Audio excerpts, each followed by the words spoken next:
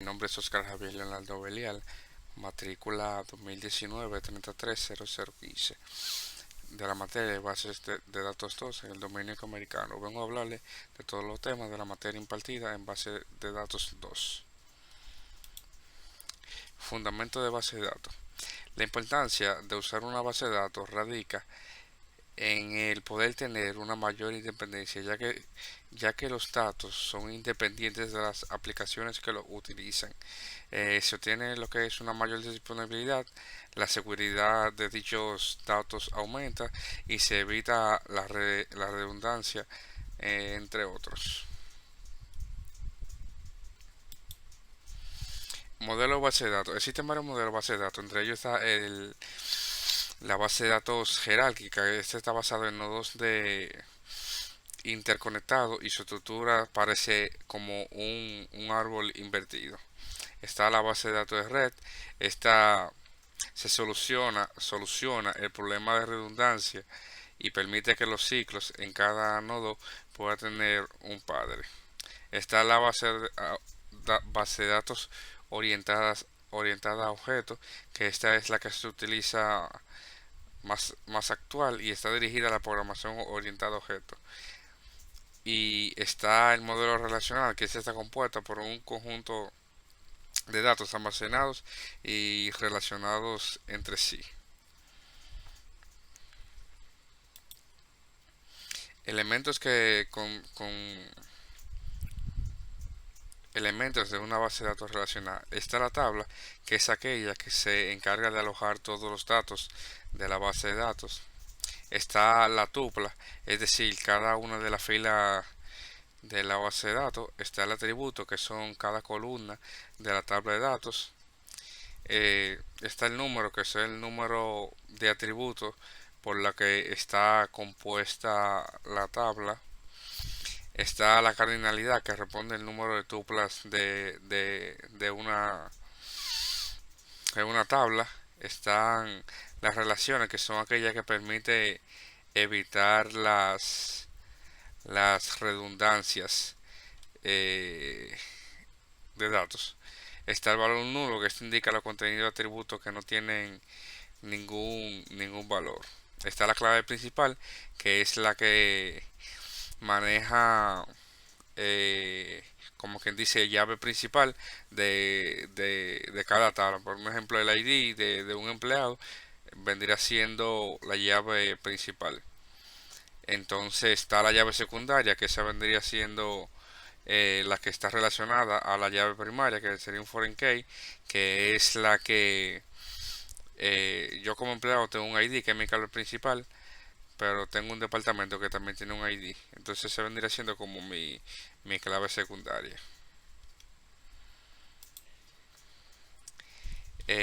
Los backups no son más que, que una copia de seguridad de todos los datos de una base de datos. Existe banco completo, que este se basa en, como su nombre lo dice, un backup completo de la base de datos en este caso. Está el backup incremental, que este se va actualizando cada cierto tiempo. Uno lo configura, un ejemplo de que cada 3 horas me haga un backup, y él va a hacer un backup de lo que se genere en esas 3 horas.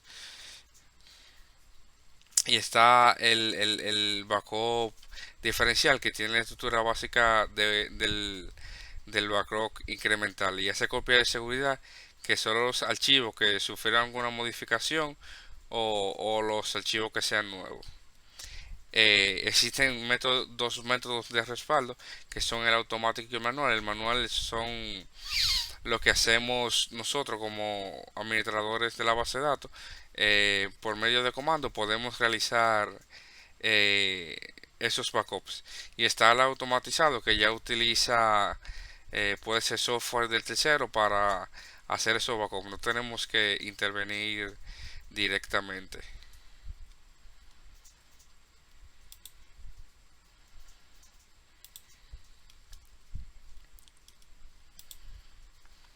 En la sentencia de SQL tenemos varias sentencias.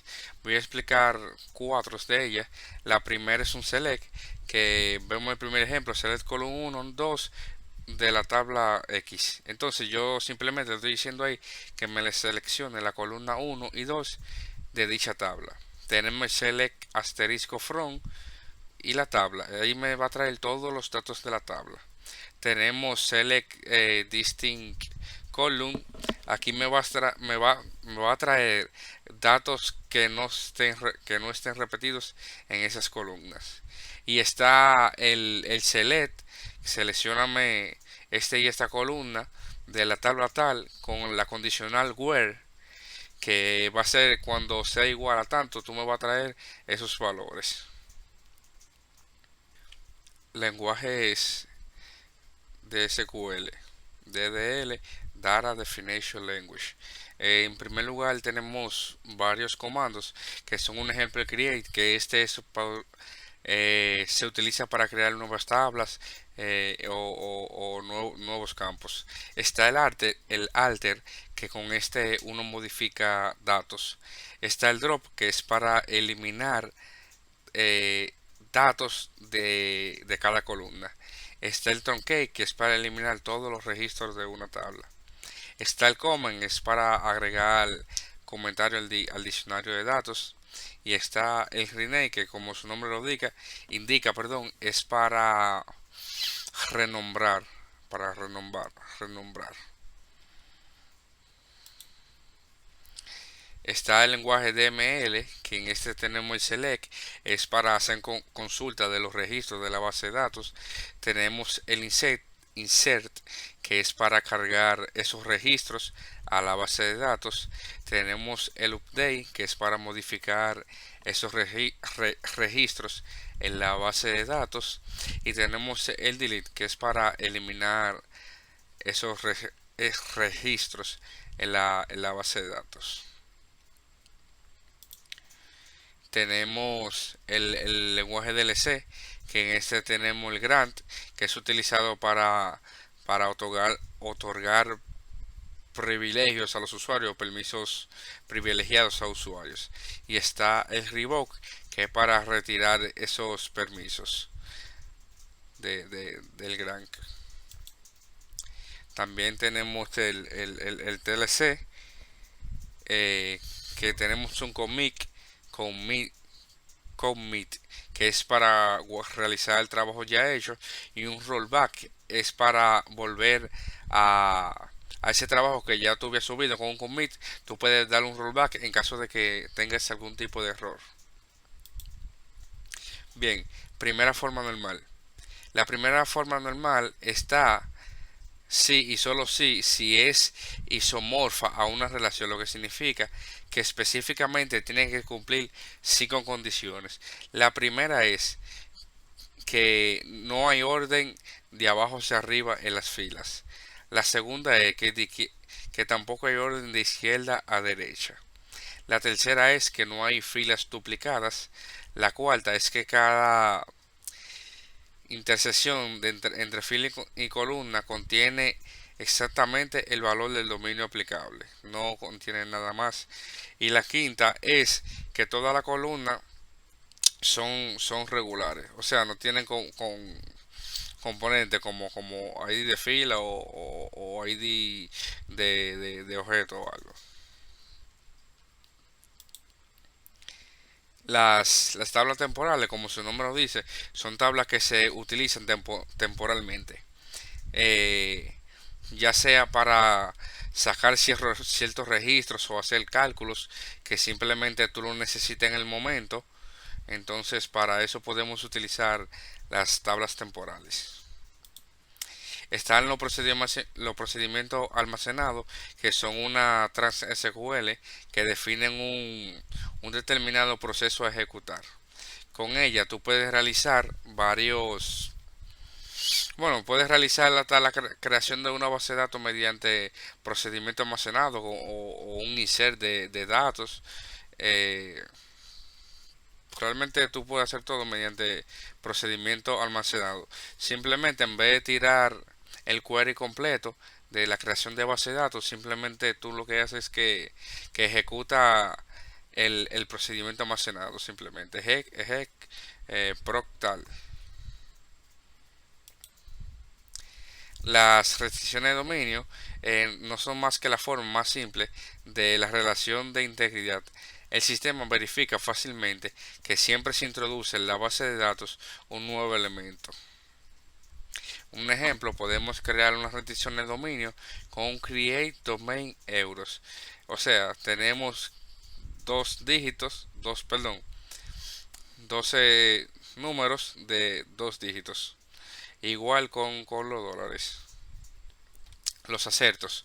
Los acertos es un predicado que expresa una condición que se desea que la base de datos satisfaga siempre. Las restricciones de dominio y la integridad referencial son especialmente los acertos. Un ejemplo, para crear un acerto podemos create assertion, el nombre y chequear lo que va a realizar. Tenemos un disparador que no es más que una orden que ejecuta de manera automática como efecto secundario a la modificación de una base de datos. Para diseñar un mecanismo disparador hay que cumplir dos requisitos.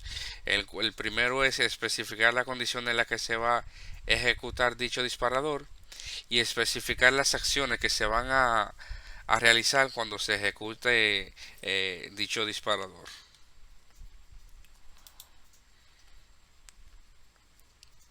Seguridad e integridad. La seguridad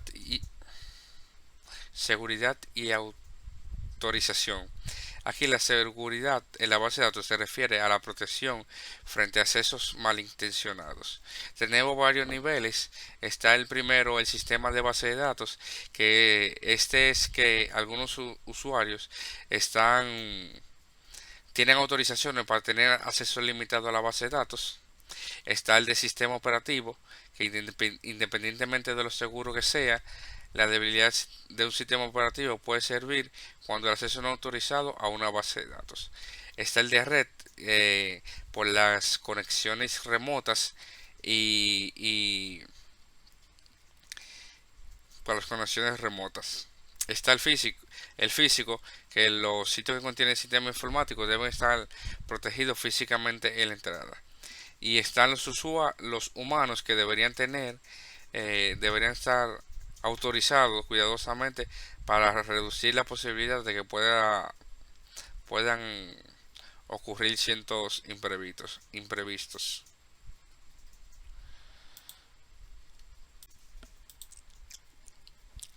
Arquitectura de los sistemas de base de datos. La arquitectura de un sistema de base de datos está influenciada a gran medida por el sistema informático subyacente en el que ella se ejecuta. Arquitectura centralizada cliente-servidor. Los sistemas de base de datos centralizados son aquellos que se ejecutan en un único sistema informático sin interaccionar con ninguna otra computadora. Simplemente va a ser de cliente a servidor. Están los sistemas centralizados, que una computadora moderna de propósito general consiste en una o pocas unidades centralizadas de procesamiento y un número determinado de controles para manejar los dispositivos. Está el sistema cliente-servidor, que esto se basa en que varios clientes consultan un mismo servidor. De eso se trata el sistema cliente-servidor. Los sistemas paralelos mejoran lo que son la velocidad de procesamiento y mediante, mediante la utilización de UCP y discos paralelos. Cada vez son más máquinas comunes. Las máquinas paralelas, lo que hace que cada vez sea más importante el estudio de los sistemas paralelos de una base de datos. Los sistemas distribuidos, los datos compartidos, la principal ventaja es que de construir un sistema distribuido en base de datos es poder disponer de un entorno donde los usuarios puedan acceder desde una sola ubicación o ubicación donde ellos residan. Está la autonomía, que la principal ventaja es compartir datos por medio de distribución de datos. Es que cada ubicación es capaz de mantener un grado de control sobre los datos que se almacenan localmente. Existen varios tipos de redes. Están el red de área local o LAN, que este se basa en un dispositivo intermedio. Pues, varios dispositivos se conectan entre sí mediante un mediador. Está la red de área amplia o WAN, que esta se basa en varias redes de área local o LAN conectadas entre sí por internet. Eso ya sería una WAN. Y está la red de área de almacenamiento SAN o NAS, que esta se basa en que varios servidores guardan información en esa área, ya que está especializada en el almacenamiento. Almacenamiento no distribuido de datos.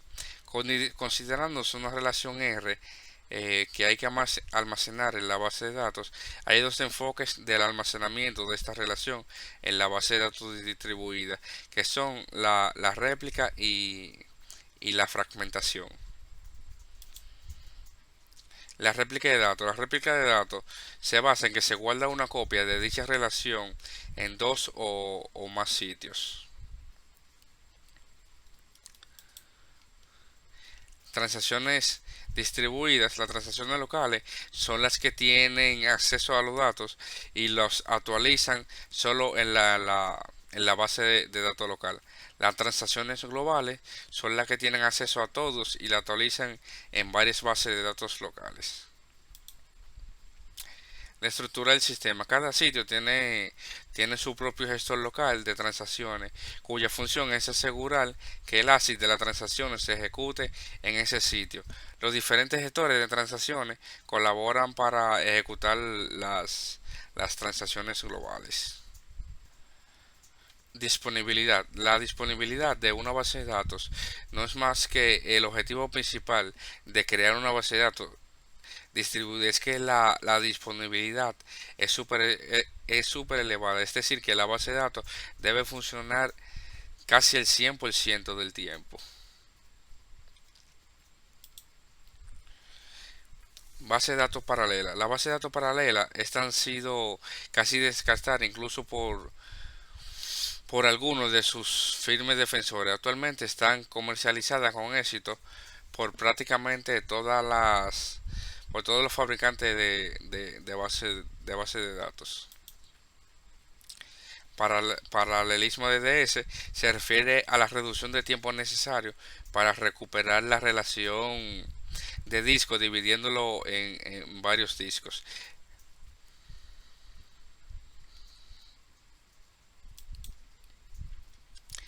Entre las técnicas de división se presentan tres categorías básicas para la división de datos.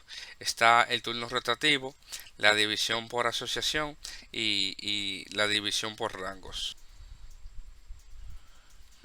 Tratamiento del seco. La distribución de las tuplas al dividir una relación puede ser cegada por un porcentaje alto de tuplas ubicado en algunas de las divisiones y menos en otras. Entonces, la manera en que se puede aparecer el sec-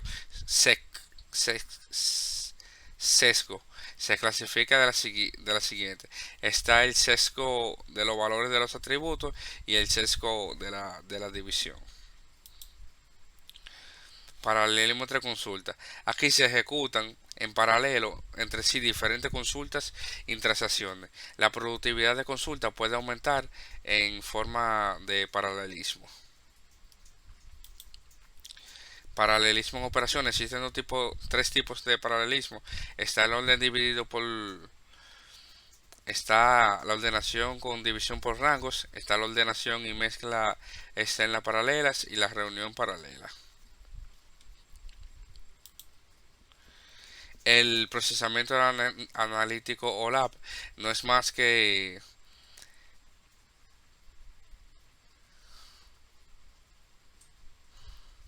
procesamiento analítico en línea OLAP. Con los OLAP los datos se ven en el marco de una tabla con tres ejes en un cubo. OLAP no tiene un límite de números en sus ejes, pero a veces sí, porque se le llama, tiene varios ejes, entonces se le llama hipercubo, pero mayormente el término que se utiliza es cubo. Es cubo, perdón, es cubo o OLAP. Existen tres tipos de variantes de OLAP, que está el roll-up o un OLAP relacional, que en este se declara que el preprocesamiento de ciertas consultas y con otras intenciones. Los productos relacionales son con los DBMS son los más adecuados. Está el MOLAP o un OLAP multidimensional, que este cree que cuando un DBMS relacional está bien para el procesamiento de la transacción de consulta y reporte, los requisitos de ese procesamiento OLAP son, son especializados son tan especializados que ningún DBMS puede producir un rendimiento de OLAP. Y está el OLAP, que es un OLAP híbrido que afirma que todos los productos DBMS y las máquinas especializadas OLAP tienen una función que se puede realizar con provecho. Está el Data Warehouse, que no es más que un almacén de datos empresarial que fue diseñado para facilitar la toma de decisiones en administración. No incluye solo datos, sino herramientas, procedimientos, capacitaciones, apoyo personal y otras facilidades que facilitan el acceso a los datos para aquellos que toman decisiones. Están los componentes de un Data Warehouse. Los componentes están entre herramientas de extracción de datos, datos extraídos, metodologías de contenido, depósitos de BMS y servidores SOLAP, herramientas administrativas en el Data Warehouse, entre otros componentes. Los requerimientos para un Data Warehouse son diferentes a lo que una aplicación de una base de datos tradicional. Para unos en una aplicación de base de datos tradicional, la estructura de reporte y consultas ya están estandarizadas. Un Data Smart no es más que la facilidad parecida a un Data Warehouse, pero con un dominio mucho más pequeño. El Data Mart se puede restringir en un tipo particular debido a que la función de negocios a una unidad de negocio específica o a una área en específica. Restringir el data mart a un tipo específico de datos hace la administración de un data warehouse mucho más sencilla. Esto ha sido todo de mi parte. Espero que les haya gustado. Muchas gracias.